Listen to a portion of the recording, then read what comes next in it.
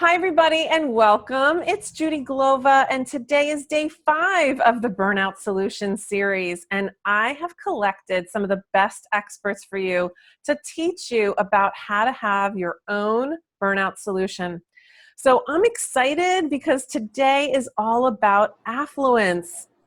It's being able to live a life with more meaning and purpose and a successful career to boot. And I want to remind you that we're going to be meeting every day throughout this online series in our Facebook Live, our Facebook group called the More Than Enough Women's Circle.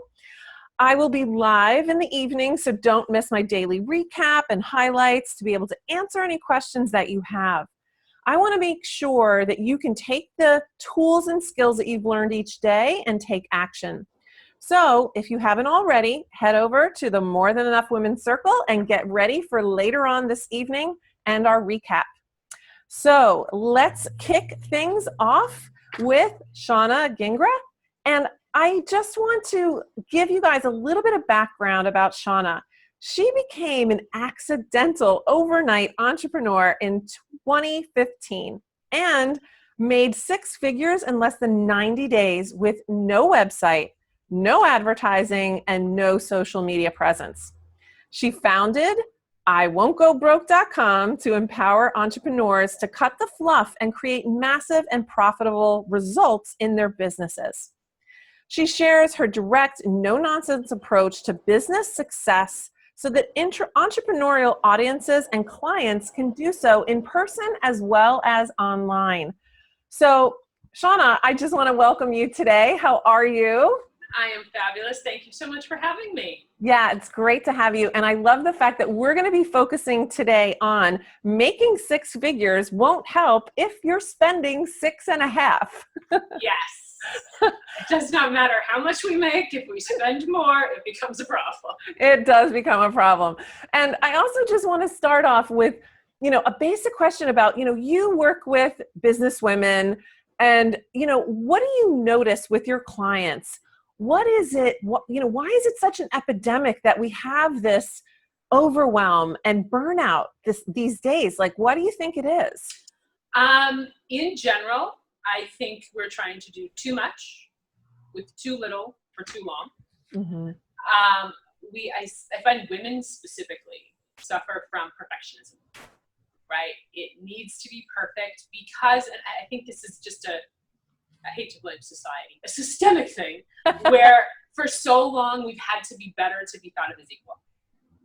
And we work so hard to be, I don't like to draw gender lines because I hope that they're changing, but I think specific to women, we work just for us to feel like we are equal, right? Forget about what everybody else thinks, right? Because their opinion of us is kind of none of our business, but for us to feel equal, we feel we have to lap them twice, right? If you thought of it as a race, for every 1 lap they're doing, we're doing 2. Mm-hmm. And I think that leads to burnout because you can only do that for so long before it eventually the bottom falls out on you, right? Because you only have so many hours in a day, you're only human, and you're running twice as fast and twice as far as everyone else. So of course you're going to burn out. I think burnout is almost inevitable.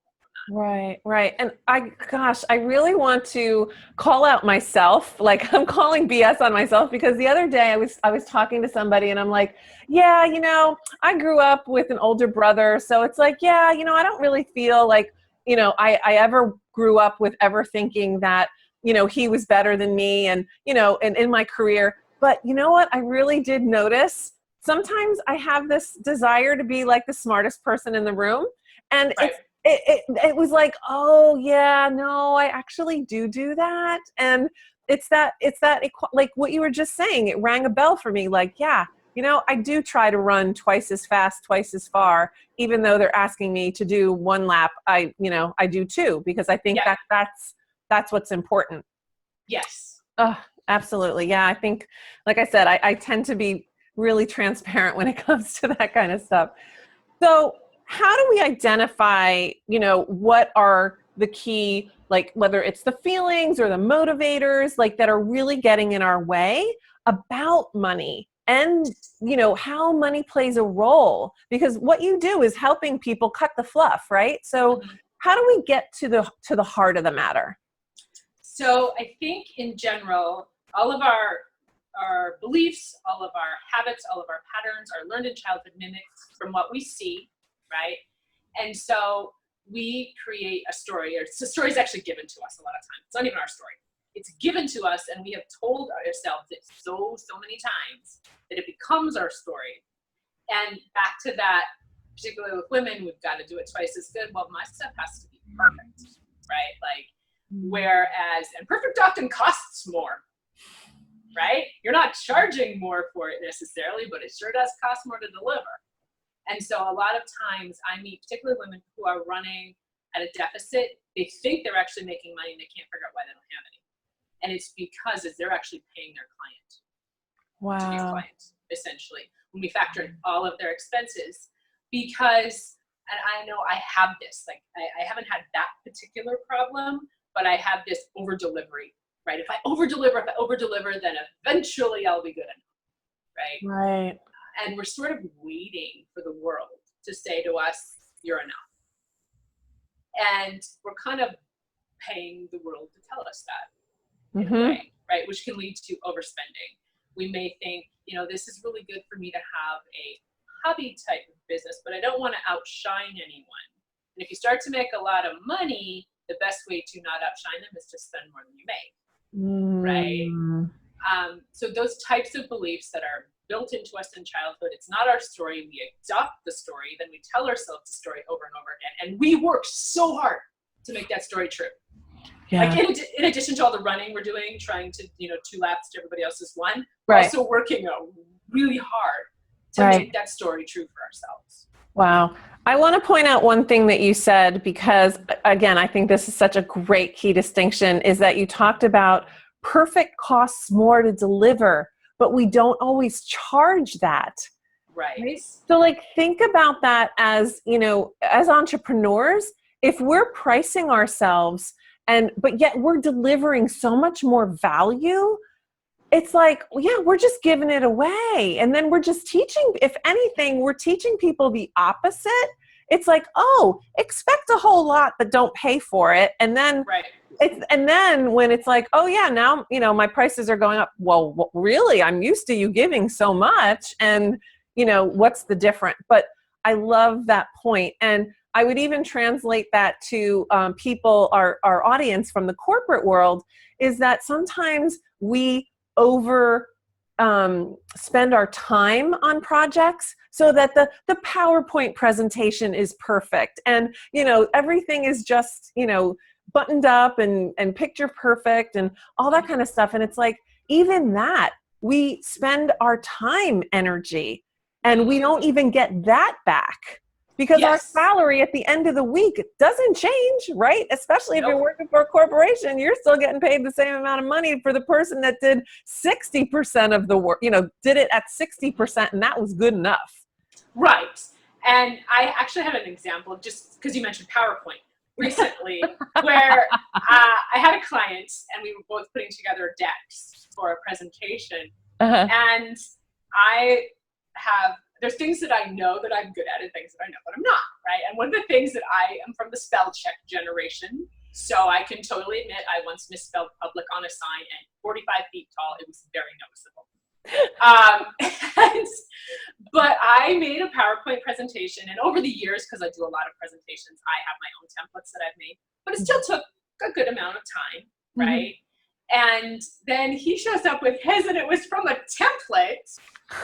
And I'm like, okay, we're going to go in and we're going to both go in and we're going to do our thing, and they're going to walk out. And my goal is they think both are brilliant. Right. His goal is he just wants his to be done. And he spent, 20 minutes and I spent 2 hours. Right. And like I said, over the years, I've developed a lot of like my own custom template or my own personal templates and stuff. So it took me less time than if I had built the whole thing from scratch, because that would have probably taken 20 hours. Right. But he just wrote his notes down and he sends it to me. He's like, here it is. Great. And I thought, sometimes we overthink these things and no one really cares as long as it serves its function. Our clients are not expecting perfect, right? Our clients are expecting meet the need, just like our employer is, right? And we go, well, if I go above and beyond, they're going to notice. And a lot of times, because that above and beyond is pretty subtle, they don't notice. And then that above and beyond becomes your new bar. Yes. So how can you get noticed? So if this is baseline, this is what everybody else is doing, and we're working here, and then we want to get noticed. Now we're trying to go to here to get noticed, right? And at some point you hit the limit of human capacity. Right? Like, how much more better can I make my presentation before you're going to walk in and hail it as the best one ever made on earth? Right. And if you win that honor, what does it get you? You know? Yes. Well, I'm curious though. So at the end of the day, how did that presentation go between his 20 minutes and your 2 hours? What did the client feedback come back as? It came back great, right? Okay. And reasonably, it was, I was the leader in that presentation, so they just sort of assumed that I did both of them. And someone did say, "Did you run out of time?" Because they did notice the difference. But then, of course, I can't say, no, my client slapped it together in 20 minutes, right? So I'm like, no, we just wanted to separate the categories and make sure there was a really good feel between the two, a really good distinction between the two. So it was good delivery. It was noticed, but did people say, again, I so much more value the content because of the difference in presentation. Now, I am not saying let's go for garbage, right, at all. But at some point, I think it's important to say to ourselves, one, how much does this matter, right? This extra time I'm putting in, is it time I'm giving away, or is it time that is going to be valued? Because there's a value to that time, whether you charge by the hour, whether you make a salary and you're taking away time from your family and your other activities to put that extra time into it. What's the value you place on it, and what's the value that the consumer, whoever the consumer of that product is going to place on it? Right. Wow. Yeah. I love that message. And I'm so glad that we really hit it home and we dissected it a bit, but I kind of want to go back a little bit more about, what are some of those feelings and motivators? Because when we think about perfectionism, sometimes there's fear messages and stuff like that underneath that. What can you say about, some of those fear messages that you've seen from people around money? Yes. So the biggest things I see around money, blame, shame, and fear.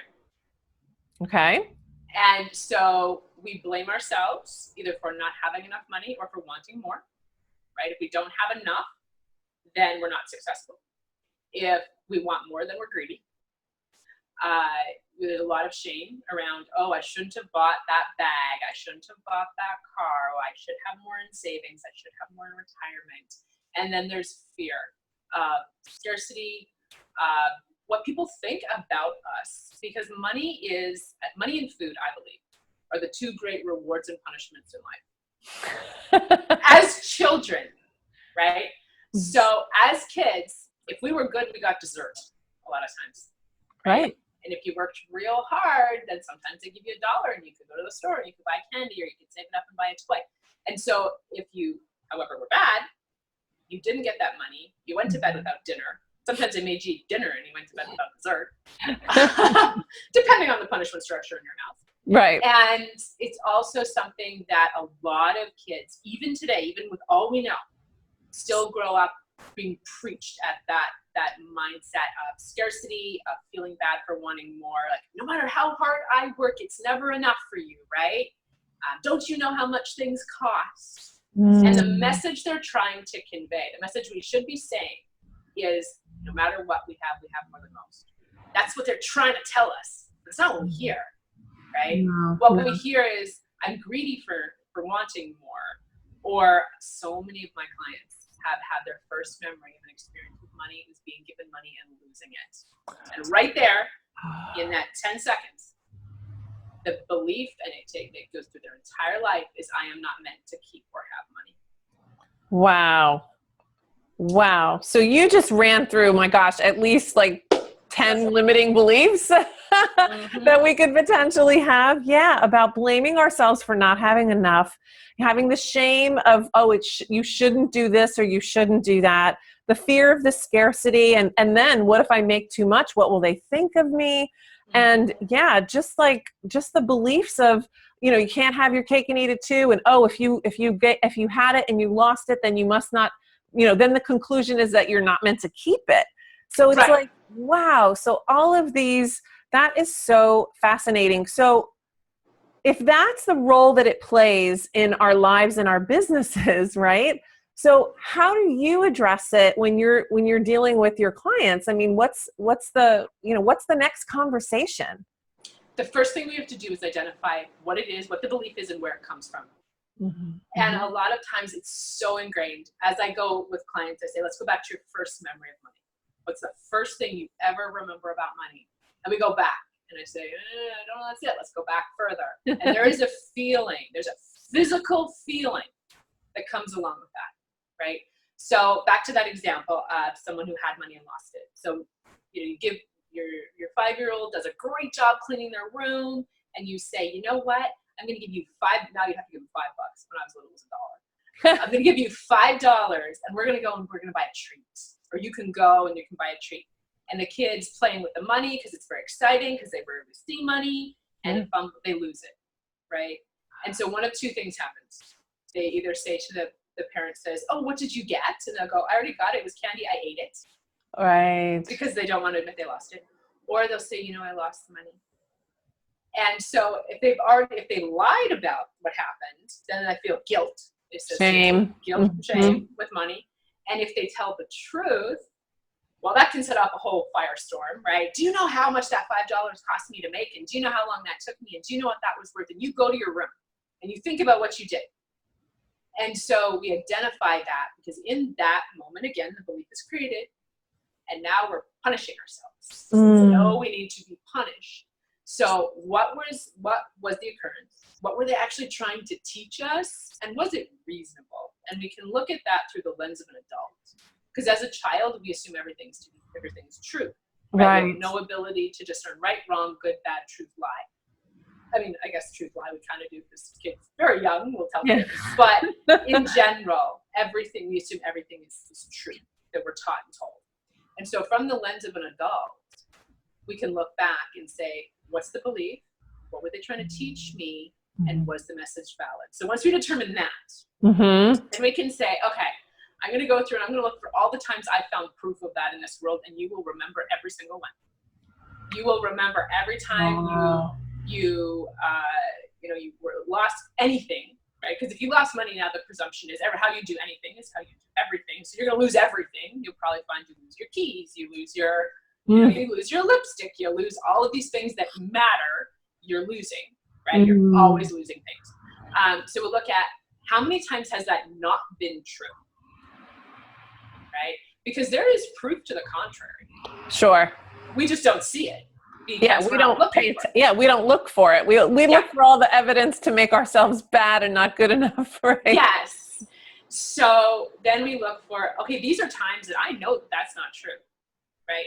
And how can we build on that? And what's the belief we have to change? And what's the associated habits? So if I didn't go through life every single day thinking I lose everything, how would I be different? Right?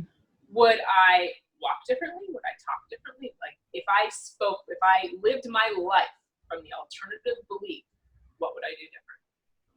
And to start building those patterns and those habits, because we are at the end of everything, I think we are our habits, right?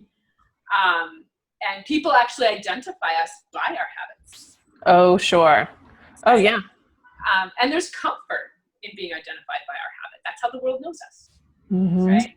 And so starting to change those patterns, those habits, and the belief, you have to do it in concert, because if you change the belief without changing your patterns and your habits, the belief is actually going to become reinvented. You're going to become reinvested in the belief. Right. To change your patterns and your habits without changing the belief, everything you're doing essentially every day is a lie to your belief system. Right. Right. You're just faking it, right? You're just trying to do the whole fake it thing. Yes. And then you live in fear of the day someone will figure out that you're faking it. Like, what'll happen when that happens? Then you're then you're the imposter syndrome, right? Because we're all trying to make sure that no one knows that this is who we really are. Like we're really not that good. And I also, oh gosh, I had a thought and I was gonna mention it. Oh, it's around the whole, changing your habits and the belief. I would even link that to your brand, Because I think Yes. about in business, right? In business, your brand is what people say about you when you're not in the room. And your behaviors, your patterns are what people notice. So that's why it's important to us, whether you're in a corporation or whether you're in, your own business, how people see you, that's your brand. And how do you want to, Yes. how do you want to deliver on that promise? Again, you don't want to go to the I lose things. Right. If that's the negative pattern, the opposite is I'm the person that follows through, and I deliver, maybe, is the opposite belief that they want. Yeah. Okay. Yeah. Great. Or Got it. I am able to control what I can control, right? Because losing things is really like a feeling of loss of control, right? Right. So what's the feeling?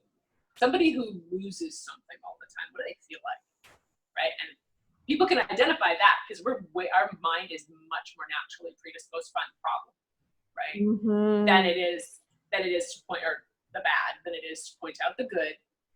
We are natural problem and negative finders, right? Oh my gosh.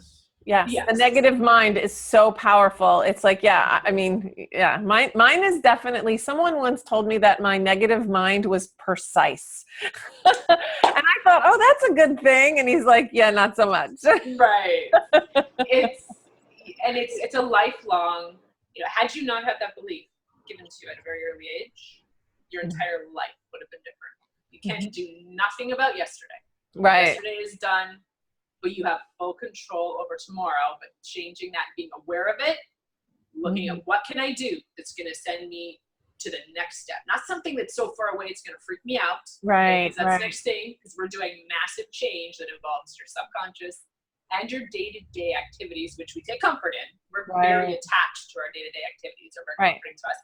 So what can we do that takes the next step? We're not trying to get a 100-yard dash, right? We're trying to get 1 foot in front of the other. And the more you do it, that's so good. No. I have a question. So in some ways, I'm so curious about this, because in some ways my business is like the quality that is my superpower, right? Is being able to spot what the where the mistakes are, where the things can be fine-tuned, right? So it's like, when your superpower is tied to one of those beliefs, and then how do you learn the other way and make that little pivot and be able to do both, kind of like, you know what I mean? Right, for sure. Okay, so your superpower is finding the problem, right? Yeah. Okay, awesome. Okay, because the flip side of finding the problem is providing a solution, which you also do. Right? This is true. So instead of I identify problems, which in fairness, that's what I do as well, right? But this is something I struggled with, right? Is flip that into I find solutions. Because solutions are positive, whereas we deem problems to be negative. Nothing is really positive or negative. It's the connotation we give it. But instead of I find problems, I provide solutions. Okay. Excellent. And love that. And that I provide solutions might feel a little bit showy, right? Because everyone can point out a problem, but only certain people can point out solutions or come up with solutions. So it might feel a little bit showy. And if one of your beliefs is I shouldn't be visible, there you have a conflict again. Oh, right? Sure. Yeah. Don't be a show off.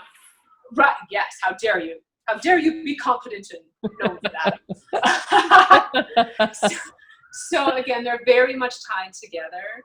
All of our belief systems, of course, but as we're going through making those changes, it becomes very uncomfortable, right? Because we're making changes and change is uncomfortable. So I think it's really important, once we've identified it, once we've acknowledged it, and once we've looked at what we can do to take the next step, what can we do to give ourselves support, give ourselves comfort, stack the deck in our favor, right?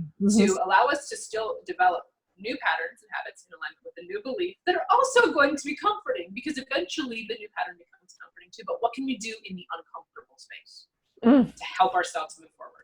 I love that. So that's more or less an inside out kind of approach. Is that correct? Would you say that that's true? Yes. Yeah. 90% of success in life is all internal. I believe. Right. And we can find all kinds of external to distract ourselves. I'm really, that's one of my superpowers. But when in those moments when we say, okay, I've done all the things I can do to distract myself, Right. and now I need to look inside, and it's much harder, right? Because all the external stuff, there's answers for those things, right? Mm-hmm.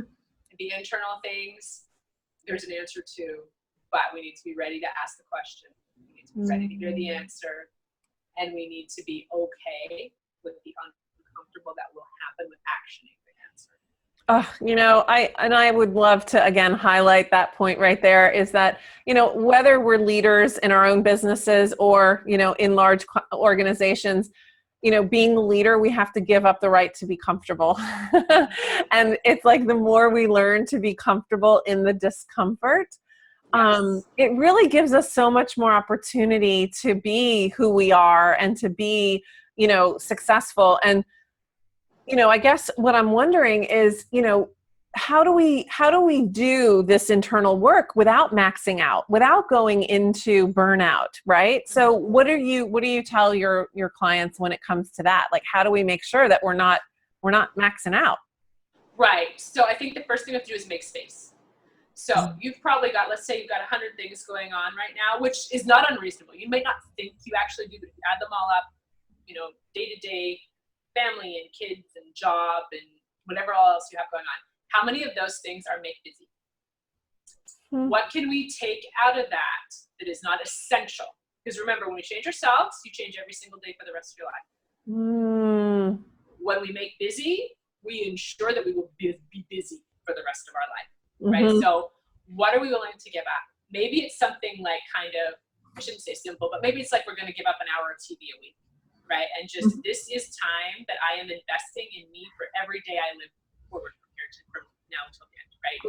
And that hour seems way less significant and way more willing to give it up when you look at it that way.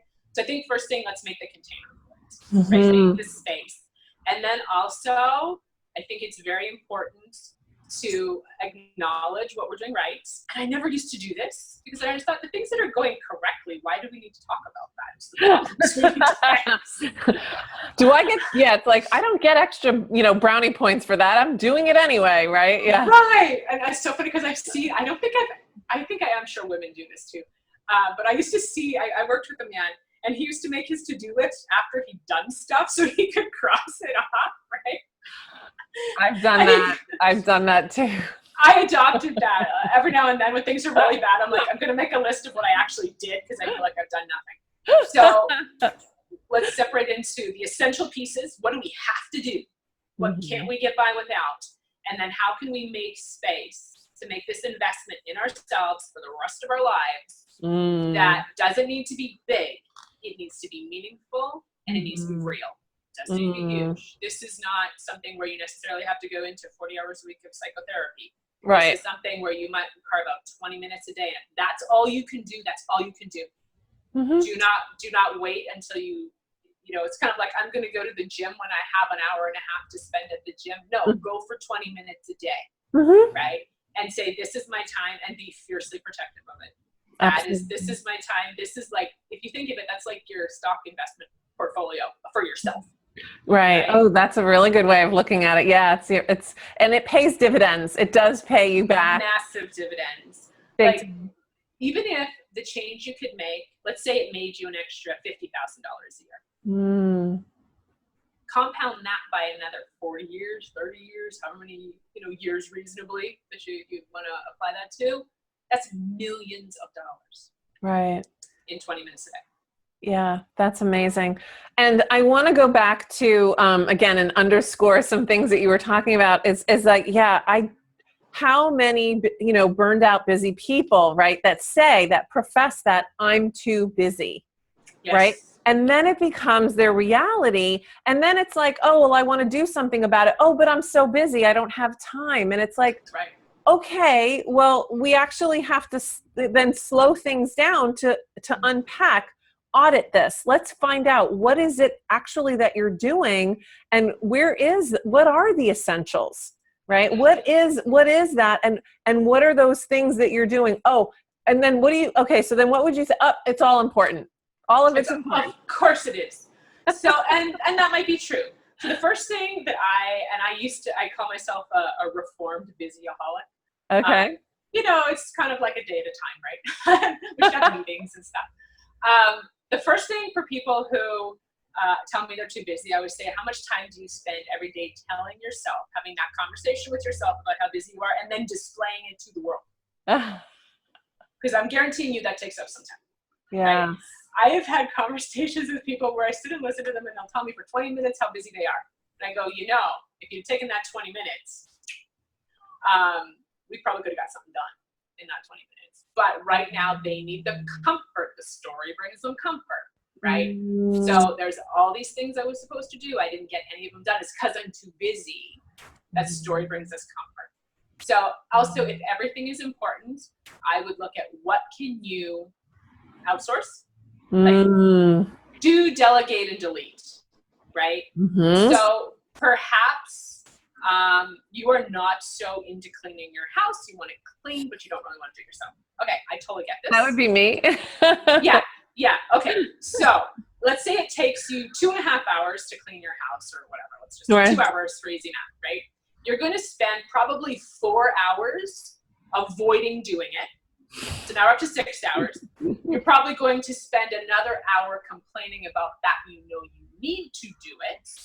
And so now we're 7 hours into a 2-hour task that you could pay someone reasonably $50 and they would come and do that. You take those 7 hours and you can either, do some of that inner work we talked about. You can spend it on more client time. You can do enrichment things that are going to give you a promotion at some point. Right? Absolutely. Yep.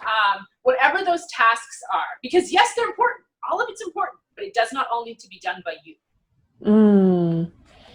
That I just love those 3 words, right? The do, delegate, or delete, because we probably can parse out those tasks of our daily life of like, what do I absolutely need to do? What can someone else do? And if you do that math, that calculation in your head of like, okay, how much could I make in an hour? Oh, I can make $200. Oh, and this person only costs 50 or 80. Oh, well, actually, I could afford to pay that person if I'm actually being productive and doing what I love to do. And that's the other thing. It's like, burnout is also when we're doing stuff we don't like, and it absolutely, and it's delay, and like you were saying, procrastination. I can't tell you how many times I have cleaned out closets and drawers because I didn't want to do something. It's just oh my God, especially around tax season when I have to get all that stuff together. I'm like, oh my gosh, my closets and my drawers are so clean. I remember during finals, I'm like, I bet you that oven's dirty. It's probably not. I didn't cook. But yes, we will find things to, also I think it's a good idea to make a list of the things that have been hanging over you for a while that you're getting to eventually. 90% of that you probably don't even need, right? And then also once you delete it, you no longer need to avoid it, which is going to give you time back in your day, time back in your week, and time back in your mental space, right? Because so much of our life exists inside of our head. And so all of that stuff, I should have, would have, could have done all these things I was supposed to do. And now I did it. So I can beat myself up. So it's good because it gives me something to do in traffic, right? I can be like, oh God, I'm so dumb. I didn't do those things. I said I was going to do them and I never got to it. It's a really good way to, perpetuate that I'm not enough thing. Absolutely. So if we can just do that and recognize that even if we could do it all, we don't need to. Right? Your life, your quality of life, who you are as a human on this earth is not going to be degraded if you have someone else wash your floor. Oh, right? Absolutely. Oh my gosh. Absolutely. And I would even, give people that opportunity to say, try it and see how it feels. Like even if they're cleaning your house and you're reading a magazine, like, ooh, see how yummy that feels. Cause it can actually feel real, or get something done that you've been meaning to do that's so important to you while they're doing that. And it's like, oh, you then can experience the benefit of being able to delegate. And I also think the delete piece too, it's almost like giving yourself permission to get yourself off the hook of, like you were saying, of like, stop beating yourself up. don't spend that time. And, talk about how we judge ourselves, and it kind of so goes much. back full circle, right? To some of those negative beliefs, the blame, shame, and the fear. That's all about judgment. It's all about how we're judging ourselves. So let's delete that. Let's put that on the on the list of things to do that we can stop. Yeah. Yeah. And I think also then we can start to forgive ourselves. Mm. And I think that's so important. And there's all kinds of experts that help people do that. And this is not super my area of expertise, but I have learned to recognize how important it is. Because we have anger at ourselves, guilt, anger at other people, grudges that are going to long outlive us on this earth, right? And are causing us, adding no value to our life. Its sole purpose generally is anger and stress, right? But it becomes that guilt, that thing that we need to forgive, actually becomes a really good friend for us, right? It's like our constant companion. It's like, oh, here I am, it's 2 in the afternoon, I'm still mad. I'm still mad, right? It becomes a source of comfort. That anger becomes a source of comfort. That guilt, that anger, guilt, blame, shame, all those things become a source of comfort. And I think it's when we recognize we have it, and the more work you do this, the more you're going to be able to start recognizing your triggers, and also recognizing it doesn't have to be this way, right? But here's the scary part of this, of the forgiveness thing. Who would I be without it? Right. Yeah, because when something is familiar, it's like a little, it's like a blanket. What do they used to call it? Yeah. It's like having your whoopee, Yeah. What do I do without my whoopee? Yeah. And recognizing that it's okay to not have that anymore. It's okay to let go of the, blame, shame, fear, anger, guilt, resentment, all of those things. It's okay. You will still be okay. Who you are will not be worse off for letting go of those things. Wow. Well, Shauna, this has been so chock full of golden nuggets of information, and, just starting off with looking at the beliefs that we have and how they're getting in our way, especially the beliefs around money, really having a chance for us to look at that, looking at how we can, look at those memories and shift them and change them. Being able to look at how, we really can look at some of those beliefs, like, feeling like you don't have control, and then shifting into what's the positive, how can I show up if I had that? And then, as you said before, like looking at being able to delegate and delete. I think that is just so powerful for any business person to be able to help decrease the stress and just really live in a more open, productive space. But I have to ask you, if there's one thing that you want our businesswomen to remember, whether it's something that we've already said or something that we haven't covered, what would that one thing be? I think it's important to understand that right now, today, we are enough. Who you are is enough. You are not who you will be tomorrow or next week, and you are more than what you were yesterday. But if there's only one thing we can remind ourselves of every single day, it's wherever I'm at, I am enough. I love that. I love that. Thank you so much. Thank you so much for this time, and again, sharing all your wisdom and your experience, because again, you're dealing with these business women on a regular basis, and I love that we can share it with our audience here. And yeah, thanks, Shauna. And okay, so everyone, I want to make sure that you remember that you can click below for Shauna's free gift. And if you already have purchased your VIP Backstage Pass, you also have access to Shauna's bonus gift. Now, if you haven't purchased the VIP Backstage Pass, don't worry. Not to worry, it's still available, because when you think about it, it's an amazing deal. It's another burnout solution, because you don't have to stress and worry or wait for this game-changing content. And you can download it, put it on your phone, and listen to that instead of that critical voice inside your head during the day, right? You can actually use this great content during the day. So you can get your VIP Backstage Pass anytime you want, right below. And I also want to leave you with this thought. Instead of burning the candle at both ends, let your light burn brightly, knowing that you're more than enough. Most importantly, you can create your own burnout solution and you don't have to do it alone.